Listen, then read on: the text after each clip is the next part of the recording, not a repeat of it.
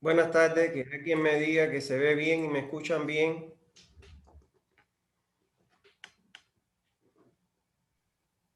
Buenas Buenas tardes, tardes, doctor. Sí se escucha y se ve. perfecto. Bueno, vamos a ver entonces hoy la última clase donde vamos a hablar acerca de las lagunas de estabilización. El objetivo que tiene esta unidad es poner a disposición de ustedes un conjunto de conceptos acerca de las lagunas de estabilización.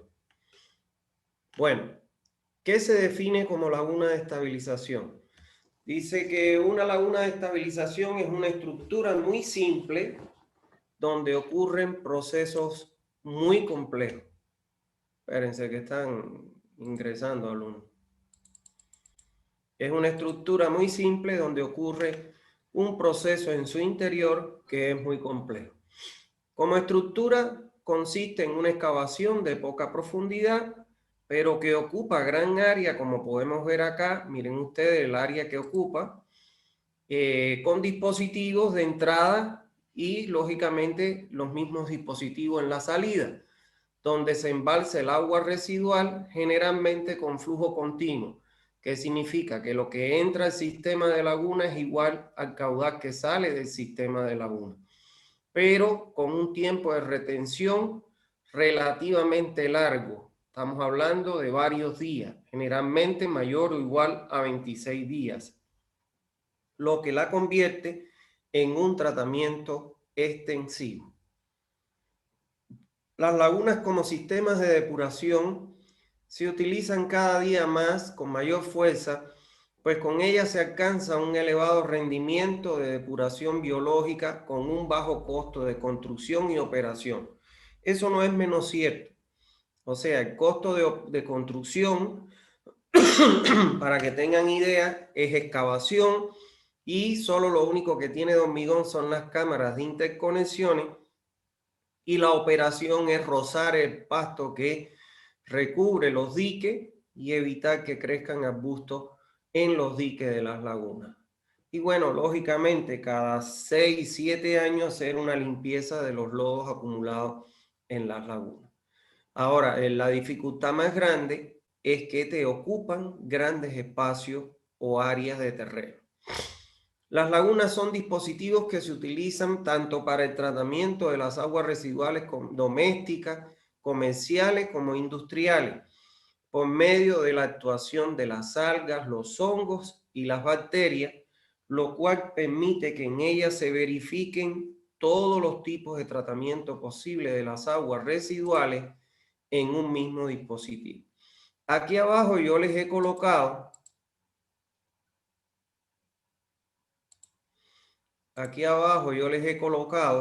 unas imágenes microscópicas, porque estas bacterias a simple vista no se pueden ver.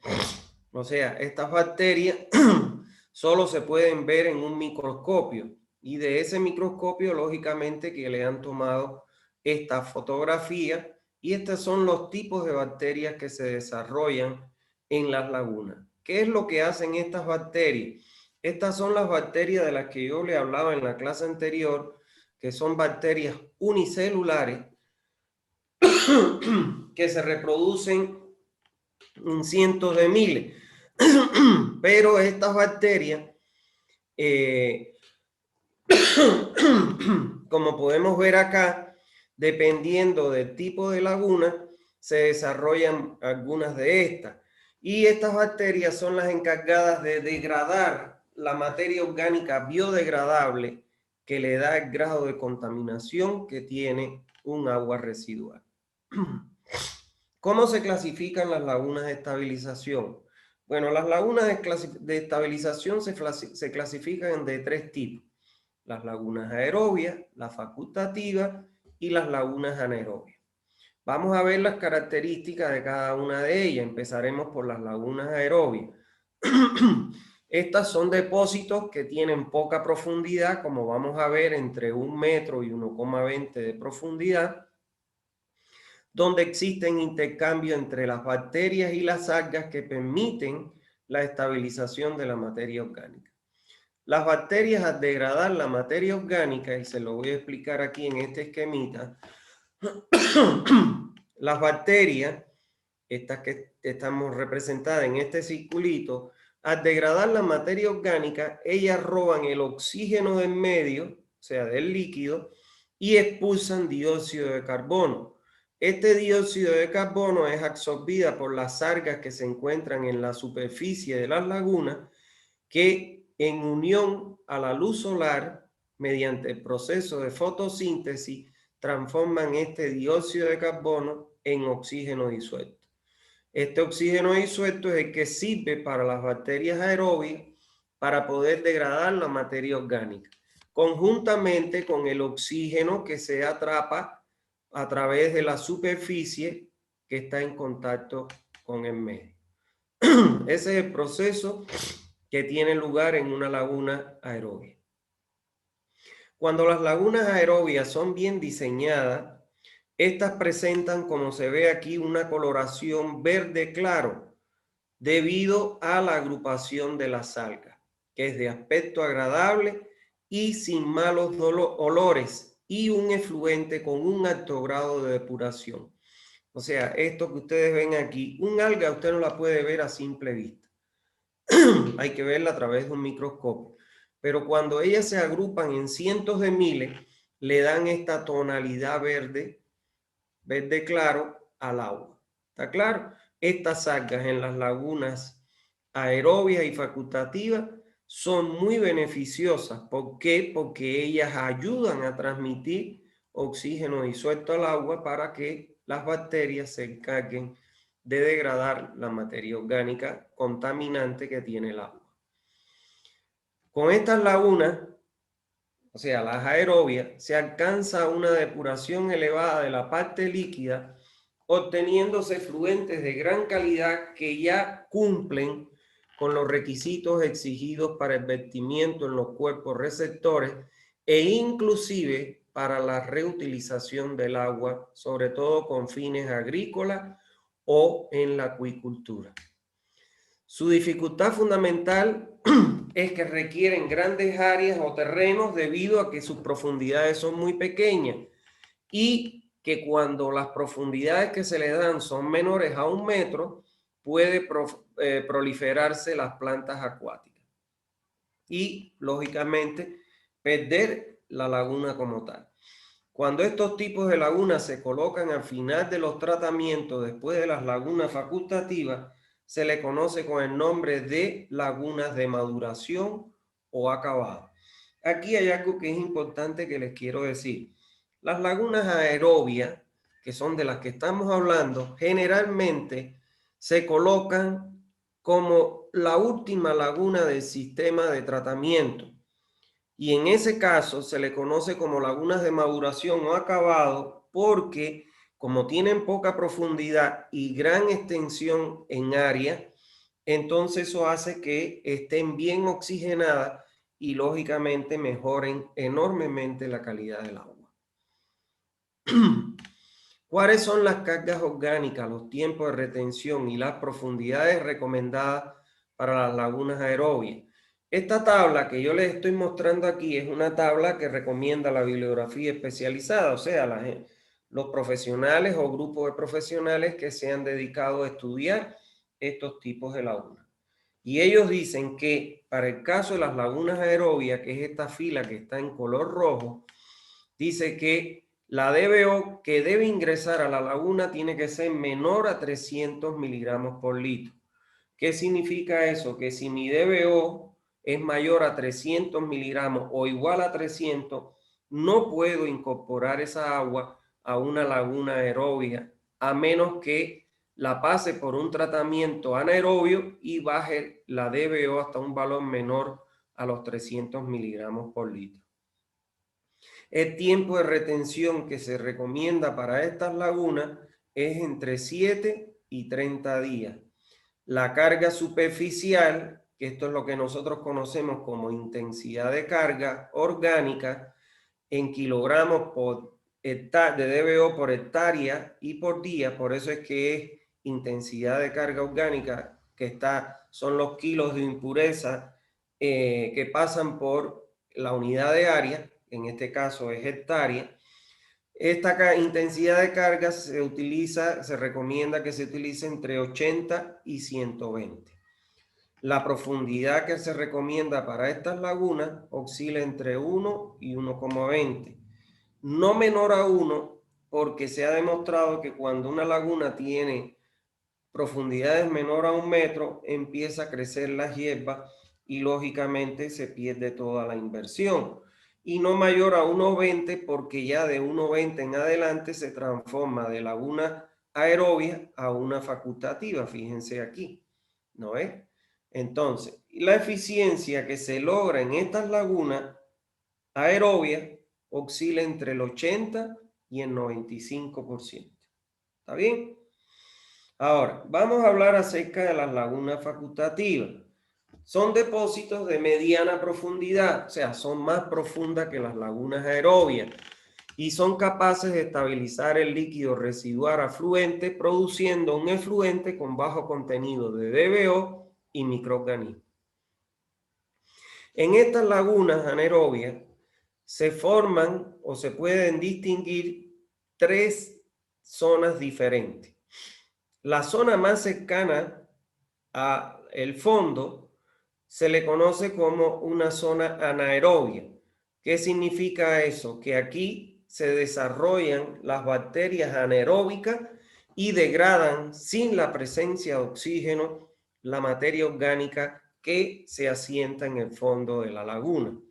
Hay una zona cercana a la superficie del agua que se le conoce como una zona fótica o aerobia.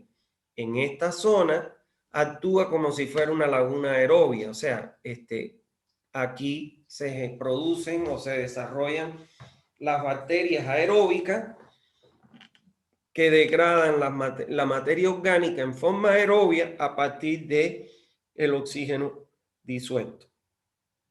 Y tienen una zona intermedia, que es esta que yo estoy siguiendo como mi puntero, donde es una zona heterótrofa o facultativa. En esta zona facultativa es donde se desarrollan las bacterias del mismo nombre, o sea, las bacterias facultativas, y se le dice que son bacterias facultativas porque tienen la facultad de que cuando estas bacterias se acercan a la zona aerobia, ellas son capaces de degradar la materia orgánica con oxígeno disuelto. Y cuando se acercan a la zona anaerobia, ellas son capaces de degradar la materia orgánica sin la presencia de oxígeno disuelto. O sea que se le llama bacteria facultativa porque tienen la doble facultad de degradar la materia orgánica con oxígeno o sin oxígeno. ¿Está bien? Las cargas orgánicas, los tiempos de retención y las profundidades en las lagunas facultativas es esta que se muestran en esta fila de color rojo. La DBO afluente, al igual que en las aerobias, tiene que ser menor a 300 miligramos por litro. El tiempo de retención es igualito, entre 7 y 30 días. La carga superficial o intensidad de carga orgánica es mayor, admite hasta 300, cuando en las aerobias admite hasta 120. Ahora, las profundidades son mayores, o sea, oscilan entre 1,20 y 1,5 metros de profundidad, y las eficiencias también son mayores que las lagunas aerobias, entre 85 y 98. Por eso es que se prefiere por los proyectistas que cuando haya que colocar en un sistema de laguna, cuando haya que colocar, porque la DBO es menor a 300 miligramos por litro, un tratamiento, se recomienda de preferencia las lagunas facultativas sobre las aerobias, porque al tener mayor profundidad ocupan menos área en planta y no nos olvidemos que el terreno tiene un costo que es bastante elevado. ¿Está claro? Ahora, el otro tipo de laguna son las lagunas anaerobias. son aquellas lagunas donde se recomienda su construcción para valores de carga orgánica grandes, generalmente iguales o mayores a los 300 kilogramos de DBO por hectárea por día, y cuando la DBO es mayor o igual a 300 miligramos por litro. Estas cargas grandes exceden la capacidad de producción de oxígeno de las algas, lo cual hace que la laguna se convierta en anaerobia unido a su gran profundidad. Este tipo de lagunas son estanques donde se crean intencionalmente las condiciones anaerobias, tomando en cuenta los siguientes factores. Primero, se le da una profundidad a la laguna que puede alcanzar entre 1,5 hasta los 4 metros, lo cual el oxígeno que puede incorporarse por la superficie no va a llegar hasta el fondo y mucho menos hasta más de la mitad. No llega el oxígeno disuelto. Entonces, eso hace que la transforme en anaerobia.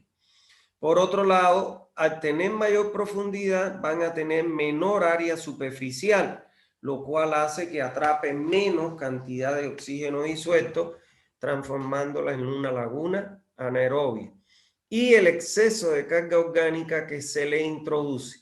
Cuando se inyecta una carga orgánica, fíjense ustedes que es mayor a los 300 kilogramos de DBO por hectárea por día, y para DBO, aguas residuales con DBO mayor o igual a 300 miligramos por litro.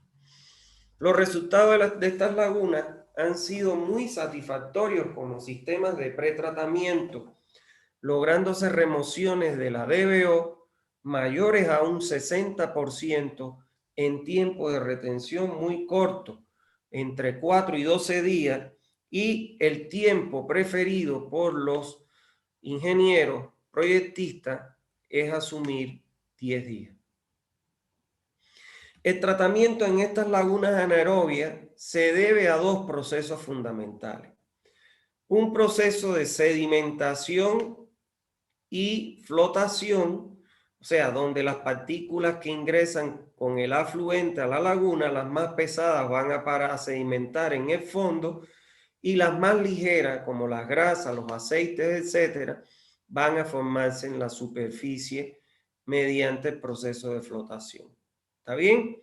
Ahora el resto va a salir con el efluente de acuerdo a la velocidad que tenga el líquido en la salida. Ahora el otro proceso es de digestión, donde los lodos que se asientan se acumulan en el fondo de las lagunas y son digeridos por las bacterias que lo descomponen progresivamente en carbohidratos, proteínas, grasas, gases, ácidos grasos y alcoholes, entre otros. Ese es el proceso de tratamiento que tiene lugar en una laguna anaerobia. Cuando se forma esta capa superficial, es muy favorable porque es una nata que es buena siempre y cuando usted introduzca un palo y el palo se vaya directo para adentro. Ahora, cuando usted con un palo lo pincha y la capa no deja, que no permite que pase el palo, es porque entonces hay digestión ácida en su interior y hay que recircular agua de las lagunas facultativas a las lagunas anaerobias, o sembrar, en este caso, cuando se vayan a echar a funcionar las bacterias metaníferas para que no ocurra ese endurecimiento. Las cargas orgánicas, los tiempos de retención y profundidades para las lagunas anaerobias son estos que se ven en esta fila de color rojo. Fíjense ustedes, la DBO afluente tiene que ser mayor o igual a 300 miligramos por litro. El tiempo de retención oscila entre 4 y 12 días, siendo preferible más el óptimo el de 10 días para el diseño. Las cargas superficiales pueden ser mayores a 300 kilogramos de DBO por hectárea por día. Las profundidades oscilan entre 1,5 y 4 metros y la eficiencia entre un 40 y un 80%. ¿Qué es lo que lo hace un elemento importantísimo en el pretratamiento, ya que permiten rebajar carga con una eficiencia bastante elevada, ocupando poca área en planta. Vamos a ver ahora los factores que influyen en el proceso depurador de las lagunas. Entre los factores que influyen en el proceso depurador de las lagunas podemos mencionar, en primer lugar, la luz solar. La luz solar es beneficiosa en el tratamiento de las lagunas. ¿Por qué? Porque te aumentan el tamaño y el número de algas presentes en las aguas residuales. Y al aumentar el tamaño y el número de algas, pues lógicamente aumenta la producción de oxígeno por parte de estas algas. Por otro lado está la temperatura, que también es favorable en el sistema de tratamiento, ya que aumenta el crecimiento de las algas, que ellas introducen oxígeno al agua, aumenta la supervivencia y desarrollo de los microorganismos. O sea, no es lo mismo la vida de los microorganismos en lugares fríos que en lugares con altas temperaturas. Recuérdense ustedes que la temperatura óptima de tratamiento, o sea, de rendimiento de estas bacterias es los 20 grados. ¿Se acuerdan cuando le hablé de la DBO 5 y le decía que es la DBO a los 5 días cuando está introducida en una estufa a los 20 grados centígrados? Y además la temperatura aumenta la tasa de crecimiento, perdón, el crecimiento de la tasa de digestión de los lodos por parte de los microorganismos. Y el tercer factor son los nutrientes y los tóxicos, que estos influyen en la supervivencia y el desarrollo de los microorganismos. Los nutrientes, lógicamente, que influyen en la supervivencia y desarrollo de los microorganismos. Sin embargo, los tóxicos no, porque los eliminan. ¿Está claro? Bueno, esos son los tres factores que influyen en el proceso depurador de las lagunas. ¿Cuáles son los objetivos que se cumplen con la construcción y la correcta operación de una laguna? En primer lugar, proteger epidemiológica por la disminución de los organismos patógenos presentes en el agua. O sea, en un sistema de laguna se eliminan esos microorganismos patógenos que son los que pueden llegar a ocasionar las enfermedades de origen hídrico. En segundo lugar, protección ecológica, ya que disminuyen la carga o la DBO de las aguas residuales, lográndose con ello una mayor concentración de oxígeno disuelto en los cuerpos receptores. Está claro, cuando nosotros no tratamos las aguas en las lagunas, pues entonces hay mayor DBO, contaminación en los cuerpos receptores, y lógicamente a estas aguas con esa materia orgánica llegar al cuerpo receptor, le aparecen las bacterias que le roban el oxígeno a ese cuerpo receptor, a ese río, ocasionando la mortandad de los peces y los demás organismos acuáticos. Por otro lado está la reutilización directa del agua residual en la agricultura. Esto cada día cobra mayor importancia en el ámbito mundial. Y por último está la reutilización directa del agua residual tratada en la piscicultura. O sea, hace unas semanas atrás yo terminé un proyecto en Bovinza, que es un matadero que van a hacer para la exportación en Pailón, y yo le diseñé el sistema de laguna. Y la última laguna ha sido considerada para la cría de peces, o sea, para la piscicultura. O sea, van a sembrar alevines para criar peces, para, bueno, lógicamente con eso poder alimentar a los obreros y las personas encargadas de trabajar en el matadero. Bueno, vamos a ver algunas recomendaciones para el diseño de las lagunas. Lo primero es que se deben utilizar los valores que se presentaron ya en la tabla de recomendaciones de diseño de las lagunas, las que vimos para los tres tipos de lagunas. En segundo lugar, que se debe utilizar en el sistema de laguna siempre tiempos de retenciones mayores a 26 días, pues se ha comprobado que los coliformes fecales, que son los que expulsan los cuerpos de sangre caliente, nosotros cuando defecamos, expulsamos esos coliformes fecales, pero ellos no pueden vivir fuera de cuerpos de sangre caliente más de 26 días. Por eso es que se recomienda que en un sistema de tratamiento por laguna, desde que el agua ingresa hasta que sale como efluente al final del tratamiento, su tiempo de retención tarde más de 26 días para que mueran los coliformes que ingresan antes de llegar a la salida. En aquellos casos en que se construyan plantas de tratamiento con combinaciones de lagunas anaerobias y facultativas o aerobias, se recomienda que el tiempo de retención total del sistema de lagunas sea mayor o igual a 26 días. ¿Qué significa eso? Eso no significa que yo le voy a dar, bueno, si le doy 10 días a la laguna, que es el óptimo para las lagunas anaerobias, entonces si tengo, por ejemplo, 2 lagunas anaerobias, serían 10 y 10 son 20, entonces a la facultativa le tengo que dar el mínimo, que son 7 o mayor. ¿Para qué? Para que siempre el tiempo de retención, la suma de los tiempos de retención de cada una de las lagunas, me dé un valor mayor o igual a los 26 días. Lo que no significa que a cada laguna le voy a dar 26 días. Es importante aclarar que los parámetros de diseño que se le dieron en la tabla de recomendaciones pueden estar sujetos a cambios en dependencia de las condiciones específicas de la zona donde serán ubicadas las lagunas. Por ejemplo, ese tipo de recomendaciones que yo les he dado a ustedes en la tabla son válidos para altitudes hasta los 500 metros, y quizás, bueno, un poco más, 600, 800 metros, y para temperaturas con climas cálidos. ¿Está claro? Ya cuando vamos a la altitud mayores a como La Paz, de 3.600, el Alto, 4.000 metros sobre el nivel medio del mar, y con climas muy fríos, entonces ya esos parámetros cambian a la hora de diseñar.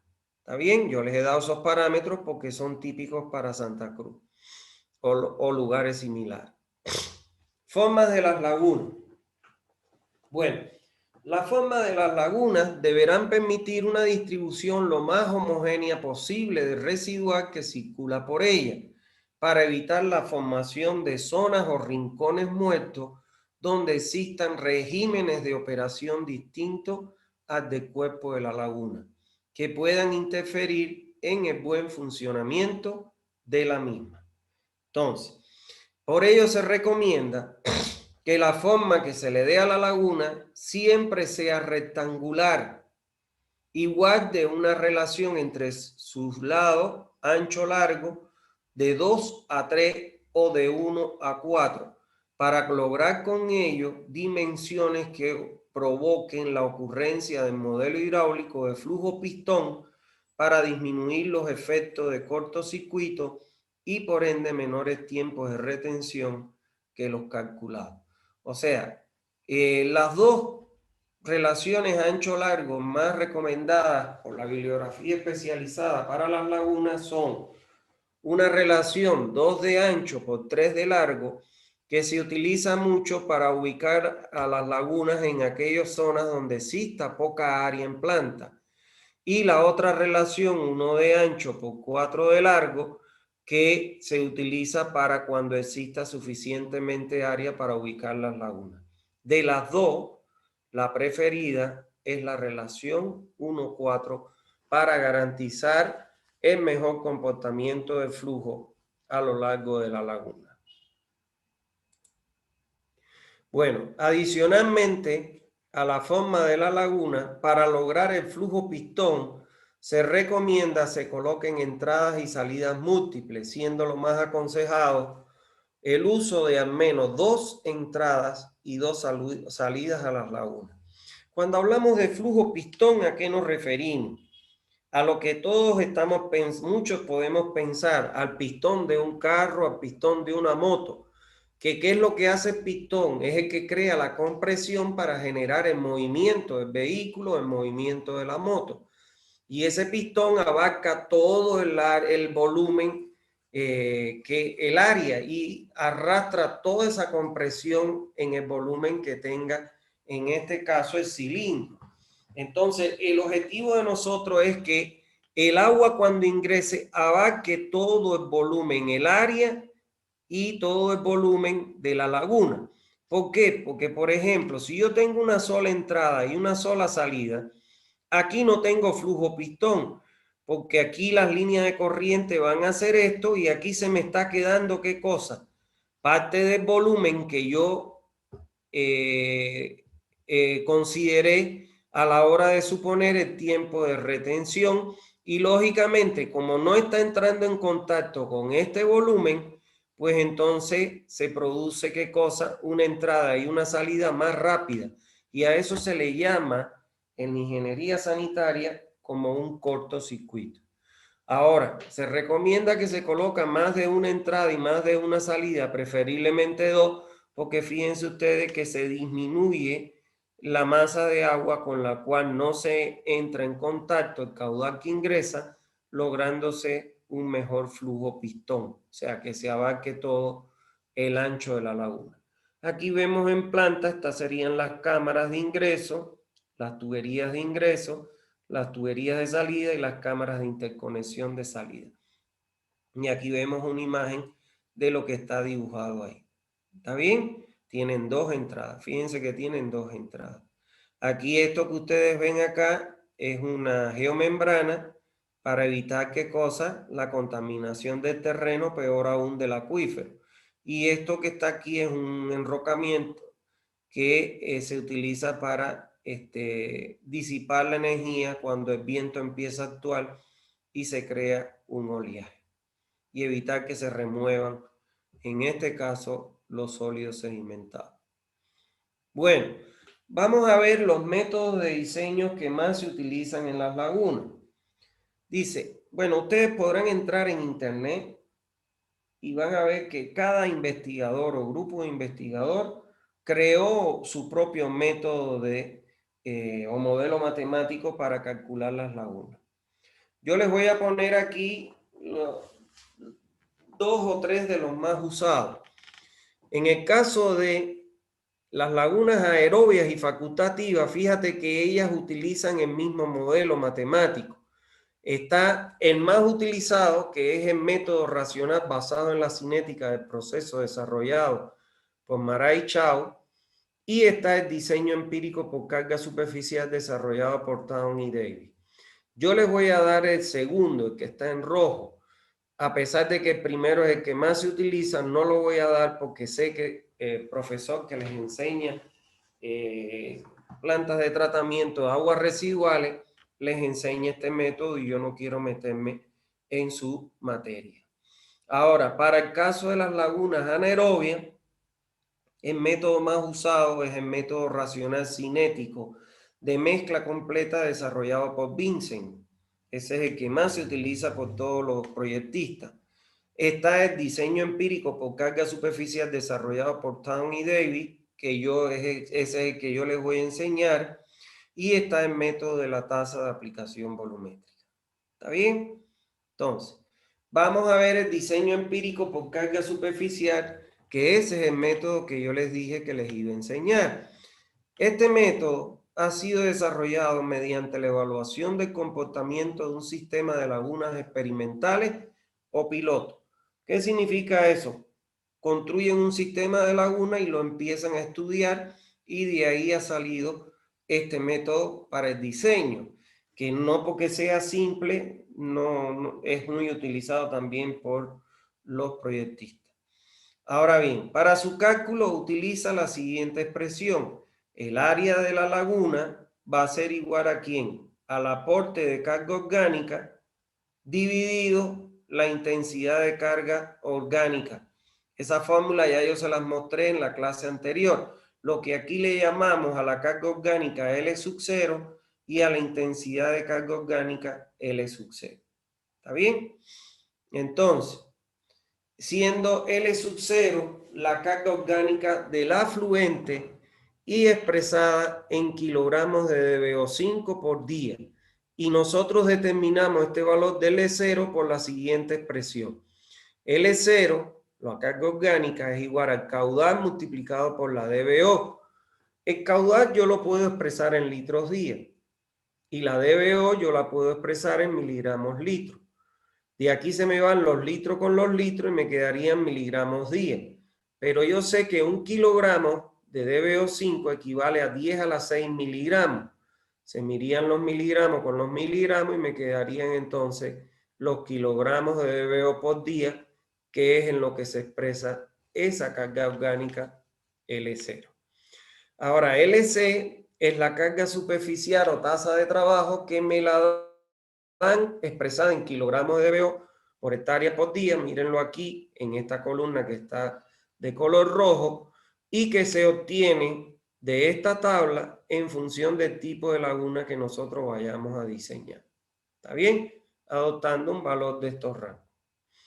Bueno, vamos a ver ahora una metodología de diseño, o sea, basada en este método que yo les estoy enseñando.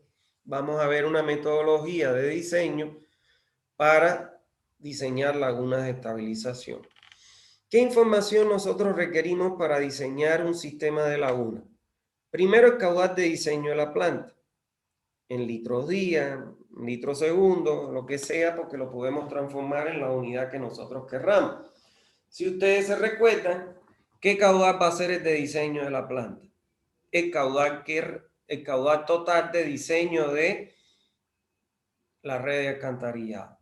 ¿Está claro? Porque ese es el que va a llegar a la planta. Necesitamos además la DBO5 afluente expresada en miligramos por litro. Esto se obtiene del laboratorio de calidad del agua. Y expresamos el aporte de carga orgánica. Necesitamos calcular el aporte de carga orgánica, que lo determinamos a partir de multiplicar este caudal en litros por día por esta DBO en miligramos por litro. Y como ya dijimos, 1 kilogramo es a 10 a la 6, se me van los miligramos con los miligramos, los litros con los litros, y me queda L0 en kilogramos de DBO por día. ¿Está bien? Entonces esa es la información de que debemos partir. Caudal y DBO. Y a partir de ello calculamos la carga orgánica que le llamamos L0. ¿Cuáles son los pasos que vamos a seguir? Lo primero que tenemos que hacer es identificar el tipo de laguna que vamos a diseñar. Y para identificar el tipo de laguna a diseñar, tenemos que basarnos en el valor de la DBO del agua que vamos a tratar. Si la DBO es mayor o igual a 300 miligramos por litro, entonces debemos comenzar diseñando por las lagunas anaerobias. ¿Está claro? Porque recuérdense ustedes que en las lagunas facultativas o aerobias solo se puede ingresar cuando la DBO5 es menor a 300 miligramos por litro. ¿Está claro? Entonces, una vez que ya nosotros, a partir del valor de DBO, decidimos que vamos a diseñar el tipo de laguna, entonces tenemos que asumir el valor de la carga, de intensidad de carga y el tiempo de retención recomendado para el tipo de laguna que hemos elegido. Para nuestra metodología, vamos a suponer que la DBO que va a ingresar al sistema de laguna es mayor o igual a 300 miligramos por litro. Por lo que debemos iniciar nuestro diseño calculando la primera laguna anaerobia. ¿Por qué digo la laguna anaerobia número 1? Porque si cuando yo calcule el efluente que sale de la laguna anaerobia número 1 sigue siendo mayor o igual a 300 miligramos por litro, tendremos que calcular la segunda laguna anaerobia. Y así sucesivamente hasta lograr que el efluente de la última laguna anaerobia sea menor o igual a 300 miligramos por litro para ingresar en las lagunas facultativas. ¿Está bien? O aerobia. Entonces, lo primero que vamos a hacer, una vez que ya sabemos que vamos a diseñar las lagunas, nuestra primera laguna anaerobia, Y atiendan esto porque la metodología se repite para cualquier tipo de laguna. Solo que lo importante es que en este paso nosotros adoptemos tanto la carga superficial o carga orgánica como el tiempo de retención que le corresponde a la laguna que vayamos diseñando. Como nosotros vamos a comenzar diseñando por lagunas anaerobias, entramos aquí en la tabla y nos dice que la carga superficial para las lagunas anaerobias debe ser mayor a 300 kilogramos de DBO por hectárea por día. Pero mayor a 300 es 301, como que 40 millones o 100.000 millones, etc.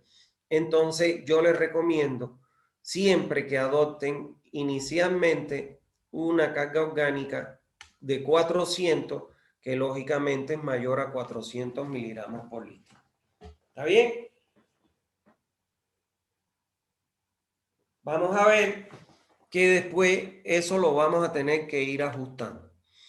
Entonces, vamos entonces a suponer un tiempo de retención que se recomienda entre 4 y 12 días, y ya le dije que para el caso de las lagunas anaerobias se prefiere adoptar el valor óptimo, que es 10 días. ¿Está bien? Entonces, una vez que ya supusimos la intensidad de carga orgánica y el tiempo de retención, en el segundo paso vamos a calcular el área superficial de la laguna. Y el área superficial la vamos a calcular dividiendo la carga orgánica L0, que nosotros la obtuvimos en los datos a partir de multiplicar la DBO por el caudal, dividido la carga orgánica, la intensidad de carga orgánica o carga superficial que obtuvimos en el primer paso. Aquí, esta que supusimos de 400. Entonces, con eso calculamos el área superficial en planta de la laguna. Ahora, en el tercer paso, vamos a calcular el volumen de la laguna. Y el volumen de la laguna lo vamos a calcular a partir de multiplicar el caudal de diseño de la laguna por el tiempo de retención que asumimos igual a 10 días en el primer paso. En el cuarto paso voy a calcular ahora la profundidad que va a tener mi laguna. Y para calcular la profundidad voy a dividir el volumen entre el área, donde el volumen es el volumen de la laguna obtenido en el paso tercero y A es el área de la laguna obtenido en el paso segundo. Entonces, como allí yo tengo que mi área que tengo aquí es en hectáreas, entonces yo tengo que saber que una hectárea equivale a 10 a la 4 metros cuadrados para transformar esas hectáreas a metros cuadrados, porque aquí se sustituye en sistema métrico. En este paso se deberá comprobar que esa profundidad cumpla con la profundidad recomendada para las lagunas anaerobias, o sea, que sea mayor a 1,5 y menor o igual que 4 metros. Si no cumpliera, porque me diera un valor menor a 1,5 o me diera en su defecto un valor mayor a 4, entonces lo que yo debo hacer es volver otra vez al primer paso de este proceso y aumentar el valor de H si es que me diera que mi valor de H es menor a 1,5. Para aumentar ese valor de H, yo lo que hago es que tengo que aumentar la carga orgánica o la intensidad de carga orgánica, LC. Y ese LC, se recuerdan que yo les dije que supusieran 400. En este caso, adoptan un valor mayor a 400. Y si por el contrario tuviera que disminuir, porque me dio mayor a 4 metros la profundidad, lo que tengo que hacer es disminuir el valor de carga orgánica. Y la puedo disminuir entre 400 y hasta 300, porque tiene que ser mayor o igual a 300 la intensidad de carga orgánica. ¿Está bien? Entonces, en el quinto paso voy a calcular la DBO efluente de la laguna. Voy a calcular la DBO efluente de la laguna. O sea, la que va a salir al final de mi tratamiento en esa laguna anaerobia. Para este cálculo voy a utilizar la siguiente ecuación. La DBO efluente de la laguna va a ser igual a la afluente, o sea, la que ingresa a la laguna, que fue de datos, que multiplica 100 menos la eficiencia, que como estamos hablando de lagunas anaerobias, la eficiencia es entre un 40 y un 80%. Si usted quiere ser conservador, puede utilizar un valor intermedio de 60 dividido 100. ¿Está claro? Ahora, en este paso, lo importante es que yo verifique que cuando yo calcule este ALE, si me diera menor a 300 miligramos por litro, entonces debo comenzar el cálculo por la laguna anaerobia, perdón, por la laguna facultativa número 1, porque me dio, suponiendo que me diera menor a 300. Pero si me sigue dando L mayor a 300, mayor o igual a 300 miligramos por litro, entonces debo comenzar el cálculo de la laguna anaerobia número 2. Se calcularán tantas lagunas anaerobias como se requieran para hacer cumplir el requisito de que baje por debajo de los 300 miligramos por litro. En cualquier caso, la LE, o sea, el efluente, la DBO efluente, LE se convierte en la DBO efluente para el cálculo de la siguiente laguna, a partir de lo cual se deberá calcular su correspondiente carga orgánica. Y esta carga orgánica es multiplicar la DBO por el caudal, pero ahora la DBO es la efluente, la que calculé aquí de esta eficiencia. ¿Está bien? Entonces, lógicamente que esto se repite para cualquier tipo de laguna, solo que tengo que adoptar el valor del LE y del tiempo de retención que le corresponda al tipo de laguna. Pero aquí no he terminado el diseño de la laguna número 1, porque ahora tengo que calcular sus dimensiones. Para ello voy a calcular el largo y el ancho de la laguna diseñada. Si yo asumo una relación ancho-largo 1,4, entonces yo sé que el área de la laguna, el área superficial, va a ser igual al ancho por el largo. Como yo estoy asumiendo que el largo va a ser igual a 4 veces el ancho, entonces sustituyo aquí en el área va a ser igual al ancho por el largo, que es 4 veces A. Si efectúo eso, obtengo que A es igual a la raíz cuadrada del área de la laguna sobre 4. Y lógicamente que el largo va a ser igual a 4 veces el ancho que obtengo de acá. ¿Está bien? Con eso ya tengo mi ancho y mi largo de la laguna. En el séptimo paso, ya lo que voy a hacer es un resumen de lo que he diseñado. Voy a poner tipo de laguna, laguna anaerobia número 1, el caudal que obtuve con el que diseñé, la DBO afluente, la DBO efluente que sale, la eficiencia que asumí, el volumen de la laguna, el tiempo de retención asumido, el área de la laguna, el ancho, el largo y la profundidad de mi laguna. Esta metodología se deberá repetir ya sea para el cálculo de las lagunas tanto anaerobias como facultativas o aerobias, solo que para cada caso debo adoptar los valores de carga superficial, o sea, intensidad de carga, LC, y los tiempos de retención y las profundidades y eficiencia según el tipo de laguna que yo esté diseñando de la tabla de recomendaciones que nosotros acabamos de ver en esta unidad. Bueno, vamos a hablar ahora un poco sobre el uso de diques en comunes.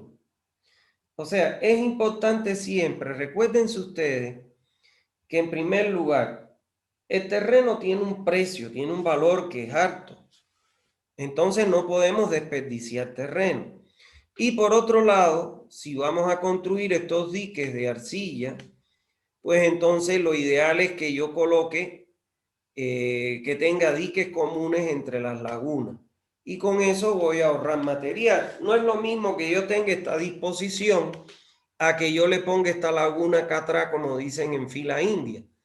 Aquí fíjense que en esta disposición, este dique es común a esta laguna anaerobia y a esta laguna facultativa. Y este otro dique es común a esta laguna anaerobia y a esta laguna facultativa. Con lo cual estoy, ¿qué cosa? Pues lógicamente estoy ahorrándome un dique porque lo estoy colocando paralelo y que sea común a ambas lagunas. Además, esto me permite que, por ejemplo, por aquí le puedo dar 3 metros para que cuando se haga la limpieza, en dependencia del tipo de limpieza, por aquí pueda circular los vehículos para hacer la limpieza. Y en el resto le puedo dar un ancho de 1,5 metros para no tener que tantos gastos en materiales de construcción. ¿Está bien?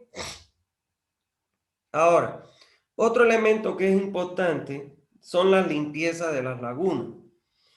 Las lagunas normalmente cada 5 o 7 años se debe hacer su limpieza para extraer los lodos.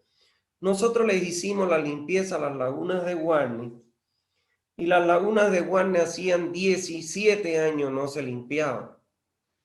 Entonces, miren ustedes, este es el equipo que utilizamos en Guarne. Fue una draga. Pero miren ustedes, esto qué cosa es. Esta es la laguna. Y el material acumulado en las lagunas ya sobrepasaba, como podemos ver aquí, el nivel superficial del agua. O sea, ya era más sedimento que agua. Entonces, lógicamente, eso entorpece el adecuado funcionamiento y descompensa el sistema. Entonces, nosotros hicimos la limpieza. Esto era lo que botaba la draga cuando succionaba el lodo con agua y botaba este fango negro que vemos acá. Nosotros hicimos una poza al final de las lagunas y ahí echamos todo el agua para no contaminar ni inundar terrenos vecinos. Y bueno, esto era lo que había al inicio y así quedó al final la laguna después de limpiar. Miren ustedes la diferencia, es la misma esquina. Miren aquí, esta es la entrada de agua, esta es la misma entrada. Lo que esta foto fue tomada desde acá, desde el dique, y esta foto fue tomada más pegada a la entrada.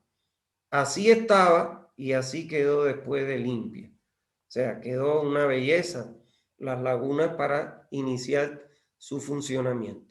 Esta fue la primera técnica bruta que utilizamos en bruto, que utilizamos nosotros, porque ya después hicimos la limpieza en el torno. Miren cómo estaba el torno igual. Todo esto era los sedimentos, los lodos, que ya estaban a flote en la superficie. Así estaba. Y una vez que terminamos de limpiarla, así quedó. Esta es la misma foto tomada en el mismo lugar.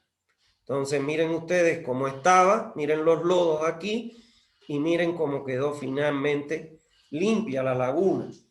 Aquí utilizamos las dragas más pequeñas, pero lo más importante es que utilizamos la tecnología del Matuf, que son estos tubos que ustedes ven acá. Se han parecido a los tubos que hay cuando van ahí al río Piraí por las cabañas, pero tienen otras características ese tipo de tubo. Nosotros le echábamos un floculante y miren, esta es la draga succionando. Por acá echábamos agua para remover el lodo y lo succionara a la draga. De esta draga venía a través de estas tuberías y lo descargábamos en estos matuf. Estos matuf nosotros los pusimos sobre grava y tenían un canal perimetral que el agua que filtraban los matuf entonces iba a parar otra vez a la laguna, con lo que no contaminaba. Acá abajo había una geomembrana que evitaba la contaminación del terreno. Así entraba el agua en Matuf como está en este vaso, negra, y así salía la que incorporábamos a la laguna. Y ya el lodo se quedaba acá adentro. Esto después se deja 6 meses secar, se corta y se aprovecha el lodo. ¿Está claro? Como esta era una cancha de fútbol que ellos tenían, al final cogieron una gallinita y arrastraron esto a otro lugar para poder jugar fútbol. Y no aprovecharon el lodo que podían, siendo esa una zona agrícola, sobre todo citrícola, podían haberle vendido a los productores ese abono como tal. ¿Está bien? Entonces fíjense que es una tecnología de último, es la última tecnología. Esta tecnología nos vino y nos enseñó a utilizarla un italiano que se llamaba Fracassi, y por primera vez Hidroquibe, mi empresa, la puso en explotación. Ya después la quisieron usar, creo que la usó Saguapá o algo así, y se le ahogaron los trabajadores, se le ahogaron 2 trabajadores en las lagunas. Un problema de eso que no salió a la palestra porque debe haberse movido mucho dinero para que no saliera público. Bueno, entonces eso es lo que teníamos previsto para la última clase. Ahora quiero ver 2 cosas. Bueno, en el caso de ustedes, ya no nos queda más que el examen final. En SANI 1 todavía queda clase el lunes y el miércoles. Para no ser tan abusivo, les voy a poner el examen final para el miércoles de la semana que viene. O sea, van a tener una semana y días para estudiar. Al examen va toda la materia. Todo lo que hemos dado va al examen final. Desde la primera unidad hasta esta última clase o esta última unidad. ¿Está bien? Entonces, le vamos a poner el examen, como les decía, para el otro miércoles. Para que no, o sea, tengan tiempo de poder estudiar. ¿Está bien? Yo les voy a dar las notas, pero antes de darle las notas, quisiera saber si tienen alguna duda de la clase que hemos visto. Estoy dispuesto a contestarle las dudas. ¿Tienen dudas? ¿Alguna pregunta, porfa? Buenas tardes, doctor, ¿cómo está? Buenas tardes. Disculpe, creo que ese mismo procedimiento que hacen las lagunas, ¿también las hace la cámara séptica o no? De lo que es diferenciar lo que es los Sí. compuestos. La limpieza de los lodos. La extracción de los lodos se hace en las cámaras sépticas. Igual, lo único que tanto en las lagunas como en las cámaras sépticas no se debe extraer el 100% de los lodos.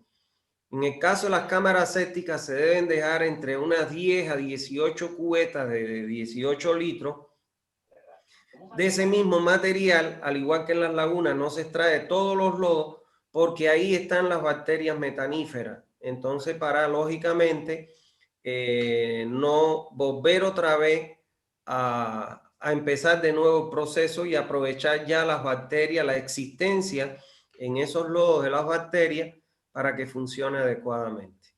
¿Está bien? También, disculpe, doctor, también he visto que el sistema del alcantarillado también lo utilizan como un transporte de lo que es los desechos sólidos orgánicos, ¿no? Que con una trituradora mencionaba que se coloca ahí de modo que vayan deshaciendo esa materia orgánica ¿Pero en dónde es eso? en la red de alcantarillado. ¿Pero de qué sólido, qué desecho sólido? Desechos sólidos, pues, de la basura orgánica. Sí. Pero eso se hace en la planta, ¿no? En la planta, es un tratamiento primario en la planta. Llegan los desechos sólidos, se trituran para que, bueno, lógicamente puedan ser mejor digeridos y no obstruyan los interconectores de las plantas. Pero eso es. Gracias. Ya. A ver, por acá dice, ¿a qué se refiere con carga superficial?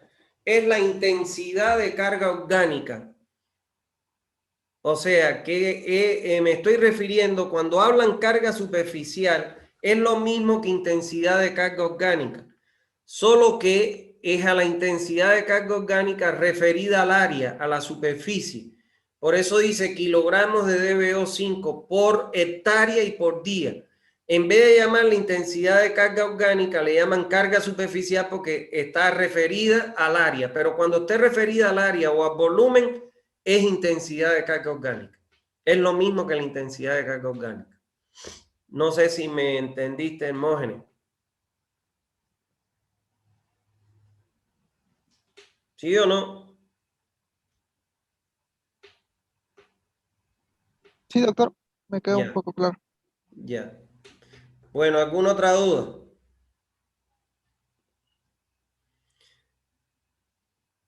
¿Qué factores influirían para un mal diseño de las lagunas aerobias, haciendo que el agua no adquiera su color verde?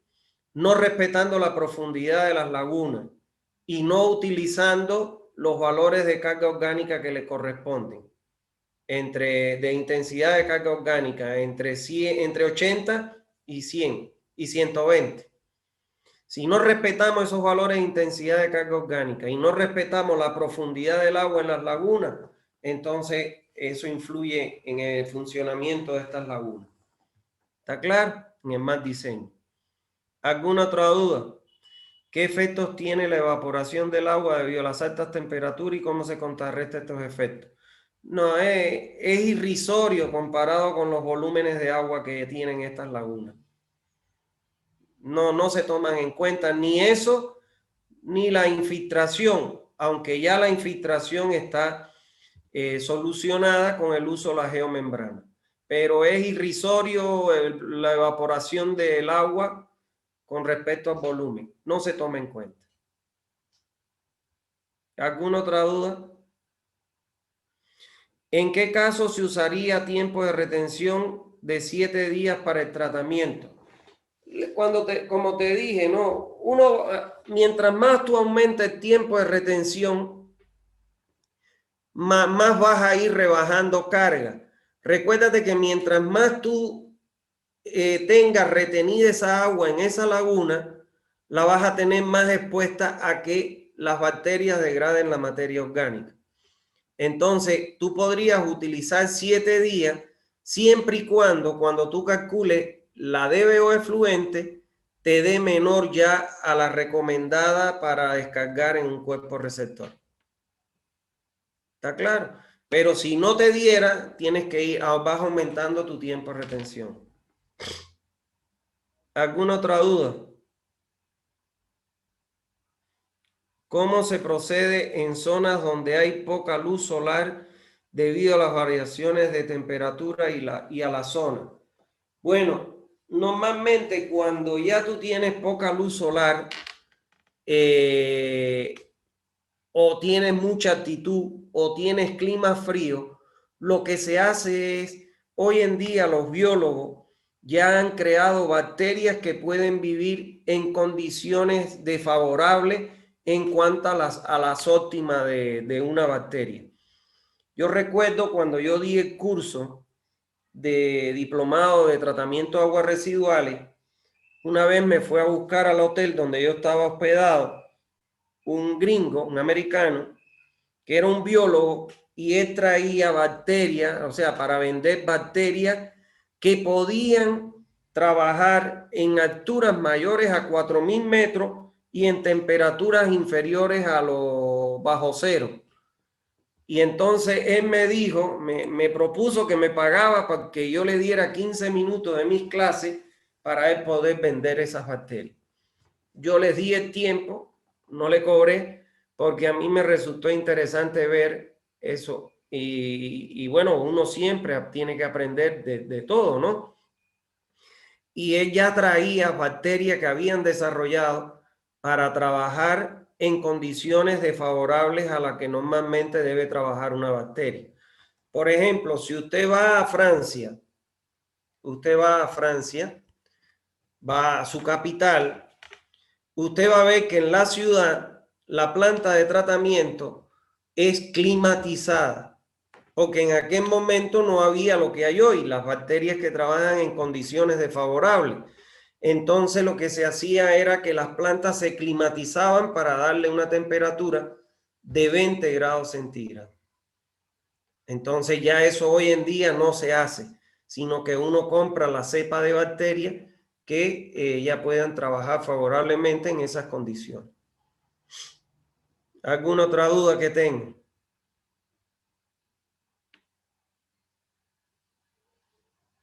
Bueno, para darle las notas les voy a leer, por favor, escuchen la respuesta.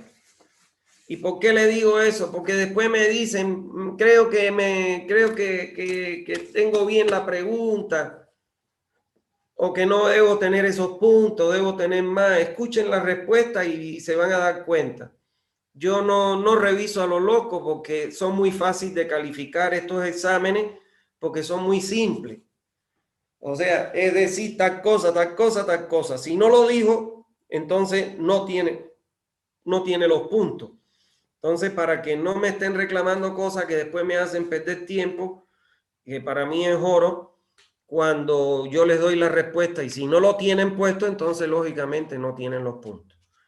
A ver, la variante 1.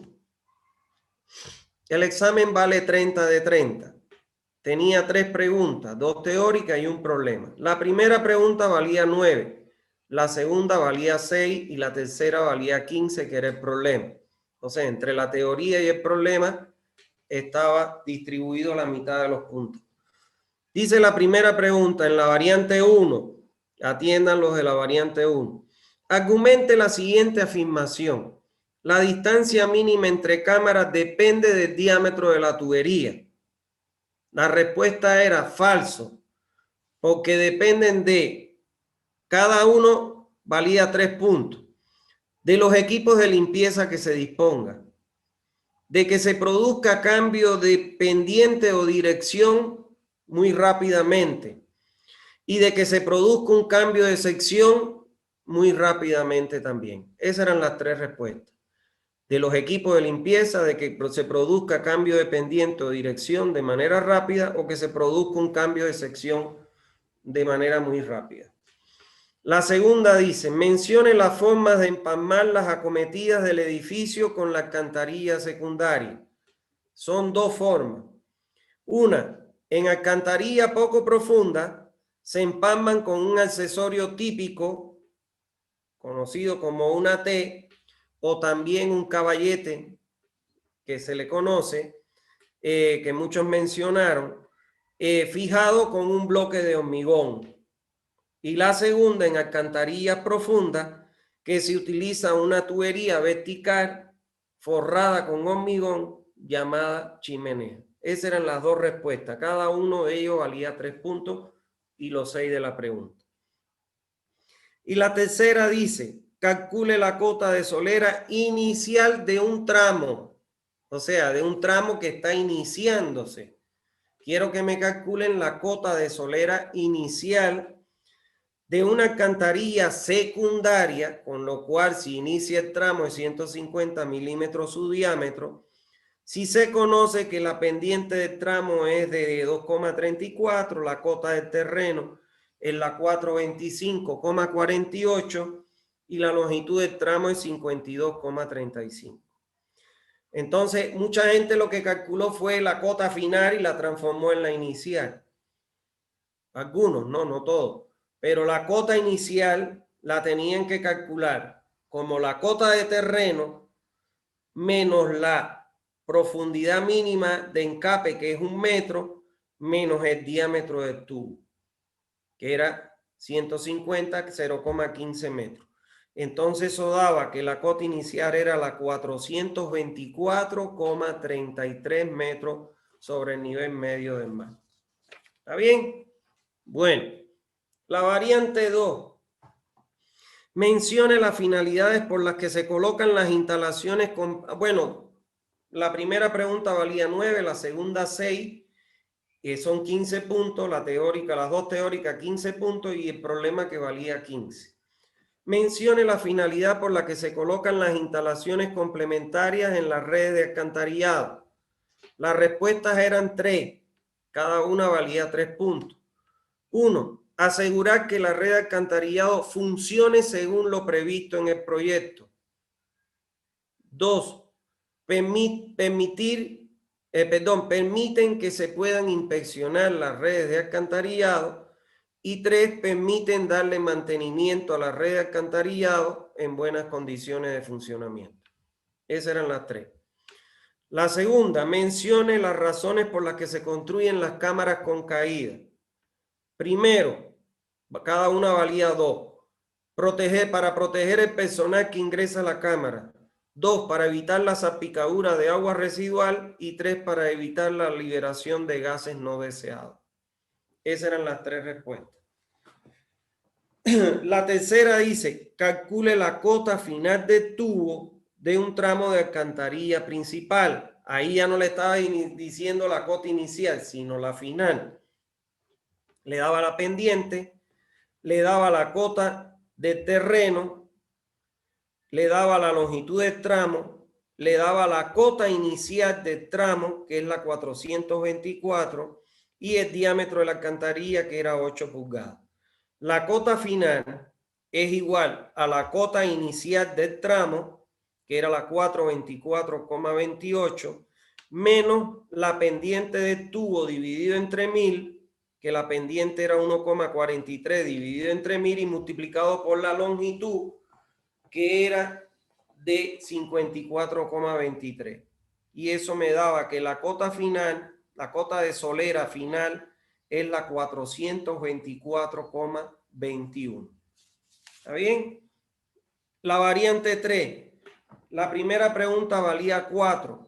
Eran 2 respuestas, 2 puntos por cada una de ellas. La segunda valía 10. Eran 5 respuestas, 2 puntos por cada una de ellas. Y la tercera valía 16, que era el problema. Dice la primera, mencione los requisitos que deben tener las cámaras de inspección en las alcantarillas pequeñas. Bueno, primero, tener suficiente espacio como para que un operario pueda manejar la pala.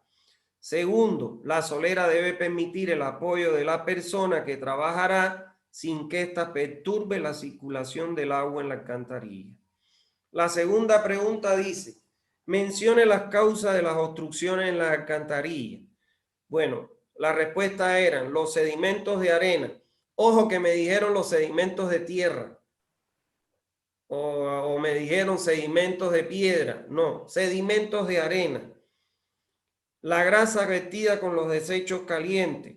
Las raíces de los árboles, el desarrollo de los hongos y la colocación de las tapas de registros que no garanticen la hermeticidad. Y la tercera pregunta dice, calcule la cota superior y la cota inferior de una cámara de inspección. La cota superior.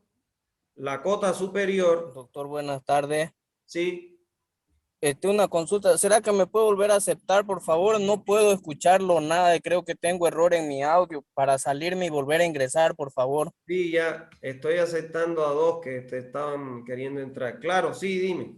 Sal. Bueno, la cota superior había que igualarla a la cota de terreno, que es la 421,28 que yo se la daba de dato. Y la cota inferior es igual a la cota inicial del tubo de salida, que muchos utilizaron la cota de solera de la tubería de llegada a la cámara. No, es la cota de solera de la tubería de salida menos 0,10. Y eso daba la 419,01. ¿Qué significa eso? Cota superior 421,28. Cota inferior 419,01. ¿Está bien? Y la variante 4, la primera pregunta valía 8, la segunda, no 6, perdón, la segunda 8 y la tercera, que es el problema, 16. Y dice la primera, mencione las razones económicas que justifican los gastos de mantenimiento y conservación de las redes de alcantarillado.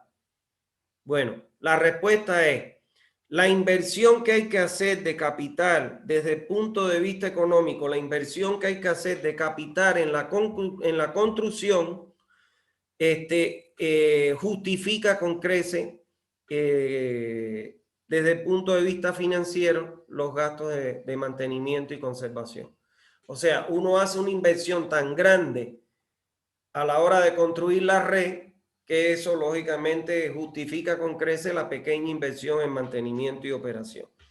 Esa es la respuesta. La segunda, mencione las partes principales que componen toda la red de alcantarillado de aguas residuales y pluviales, de los conductos de alcantarilla y de las instalaciones complementarias. Son las dos, los conductos de alcantarilla y las instalaciones complementarias. Y en la última ahí se calcula el radio hidráulico parcial de un tramo de alcantarilla secundaria si se conoce que, bueno, le doy la pendiente, la longitud del tramo, le doy la relación entre el radio hidráulico parcial y el radio hidráulico para la tubería llena, que es igual a 1,02, le doy la cota solera de la tubería de salida de la cámara y la cota del terreno. Entonces, radio hidráulico de 100 es D sobre 4. Y yo le estoy dando que es una alcantarilla secundaria, de un tramo de alcantarilla secundaria que es de 6 pulgadas. Entonces sería 0.15 entre 4 y tengo el radio hidráulico de 100. Y como le doy la relación de radio hidráulico parcial entre el radio hidráulico de 100 igual a 1,02, multiplico el valor del radio hidráulico de 100 por 1,02 y me da el radio hidráulico parcial. Y eso me da un valor de radio hidráulico parcial de 0,0383 metros. Esa es la respuesta. ¿Está bien? Les voy a dar las notas ahora.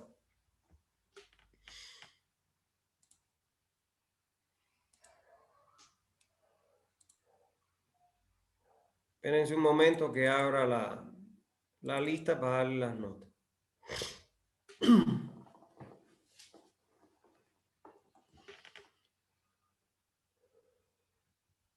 Bien. Sisi Mariela, 8 puntos. Gerson Augusto, 20 puntos. Andrés Alvarado, 0. Carlos Joel Álvarez, 25. Isaac David, 3. Gabriela Arana, 14. Roberto Carlos Arteaga, 24. Débora Vanega, 30. Mariana y Gabriel, 30. Marioli Cadima, 30. José Víctor Campos, 27. Rubén Cantuta, 4. Brian David Cava, 26. Babil Eduardo, 12. René Gabriel Chispa, 9. Álvaro Choque, 6. Jacqueline Condori, 0. Cándido Ariel Condori, 30. Alvarado Eduardo Cordero, 22. Carla Daniela Coronado, 8. Zulema Cortés no examinó. Luis Fernando Cruz, 4. John Pablo Dávalo, 6. Andrea de los Milagros, 8. Flavia Adriana, 30. Josué Flores, 8. Gionilda Flores, 22. Melisa Flores, 12. Edison Francisco no examinó. José García Roja, 15. Jason Álvaro González, 12. Neisa Alejandra Guarachi, 15. Yanine Guzmán Áñez, 4. Perdón. Neisa Alejandra Guarachi no examinó. Yanine Guzmán, 4. Jeremía Guzmán, 6. Pablo Fernando Jerez de los Ríos, 14, perdón. Lisandro Pablo Jerez de los Ríos, 14. Jeremías Guzmán Serrano, 6. Fernando José Huchazara, 9. Wilder Laime, 22. Alexander Leaño, 6. Claudia Patricia Llano, 12. Edith Llaveta, 4. Diego Anderson Loaiza, 22. Saúl Noé López, 10. Luis Alejandro López, 17. Elizabeth López, 14. Joel López, 21. José Luis Mamani, 21. José Carlos Mariño, 30. Melina Martínez, 25. Josimar Bori Mechón no examinó. Cristian Mendoza Cuesta no examinó. Roxana Meneses, 6. Juan José Montaño, 21. José Ernesto Morales, 0. Brendy y Benny Ocampo, 6. Manuel Pacheco, 18. Daniel Padilla no examinó. Daniel Padilla Suárez, Prado no examinó. Daniel Padilla Suárez, 18. Eduardo Paz Lora, 24. Marcelo Peinado, 21. Ana Laura Peredo, 20. Willy Pérez, 3. Hermógenes Pericena, 26. Jorge Marco Peñalosa no examinó. Ervin Pinto Arancibia, 8. Brian Quintanilla, Vidal Brian Quintanilla, 15. Iber Quiroga, 0. Marcelo Ramos Fernández, 29. José Alfredo Ramos Yavi, 4. Yané Raya Arancibia, 9. Limber Rodríguez Escobar, 18. Nisael Rodríguez, 5. Daniel Bismar Román, 3. José Antonio Rosel, 10. José Luis Zapatierra, 17. Diana Sandoval, 22. Johnny Sandoval, 28. Magdalena Sea, 14. David Cejas, Colque, 27. Sebastián Sierra, 10. Luis Miguel Solórzano, 22. Pablo Andrés Soto, 11. Fran Junior Soto, 6. Eri Tastasca Villamonte no examinó. Eri Teller Roja, 12. Diego Vaca, 21. Belén Balda no examinó. Branly Vargas Espinosa, 9. Javier Marcelo Vargas no examinó. Johnny Vázquez Carrillo no examinó. Daniel Belis Vázquez, 22. Glenn Bruno Verastegui, 6. Adelina Mirta Vilca, 14. Romelia Yaruí Choque, 28. María Estel Yucra Flores, 10. Cristian Yucra Ortega, 3. Esas son las notas. Disculpe, ingeniero, no sé si podría repetir mi nota, no la escuché bien. Loaiza Diego. ¿Apellido? Loaiza Diego. Loaiza Brito Diego. Loaiza Brito Diego Anderson, 22. Gracias. ¿Alguien más tiene duda de su nota que no la escuchó? Disculpe, doctor. Yo, Laima y John Wilder. Laime a John Wilder, 22. Laime. Muchas Disculpe, gracias. doctor. López Calloja, ¿me podría decir, por favor? Es que había varios López. Claro. López Calloja, Luis Alejandro, ¿no? Sí, 17, López. ya, gracias. ¿Alguien más? ¿No hay más dudas? Bueno, ya no nos vemos más hasta aquí, el doctor, examen. Campos, Apetín. va a disculpar. No Sí. hay problema. Campos Antelo, ¿no? Jorge Víctor, Sí, 27. ya, gracias. ¿Alguien más, porfa? Doctor, Cava Flores. Doctor. Cava Flores, Brian Davy, 26. Ya, gracias, doctor. ¿Alguien más que tenga duda? Bueno, hemos fijado ya el examen final para el miércoles de la semana que viene. ¿Está bien? O sea, estamos hablando de que el miércoles de la semana que viene es 23 de junio, ¿no? No. Hay que buscar en el celular. Alguien que me busque ahí la fecha, porfa. El próximo miércoles 14, doctor. 14, sí. 14 de junio. Listo. Entonces, el otro miércoles, 14 de junio, el examen final. Porfa. ¿Está bien? Ya no hay más clase hasta ahí, hasta el 14 de junio que vamos a hacer el examen final. Ahí ya yo les digo los convalidados que no van a examinar. No los he visto todavía. Bueno, entonces, sin más. Ingeniero, disculpe, su libro, lo que compramos el libro, ¿se lo vamos enviando o usted va a decir en su Yo momento? les voy a decir cómo lo van a hacer esta semana. ¿Está bien? Antes del examen me lo van a enviar. Yo les voy a informar por el grupo cómo lo vamos a hacer. ¿Está claro? Bueno. Entonces, ¿Aún tiene, si no hay aún más... tiene libro, doctor? ¿Eh? ¿Aún tiene libro, doctor? Sí, hay ahí en la empresa. Ya, gracias. Bien. Bueno, como siempre les digo, cuídense y que estén bien. Un abrazo a todos. Chao. Hasta luego, Hasta luego. doctor.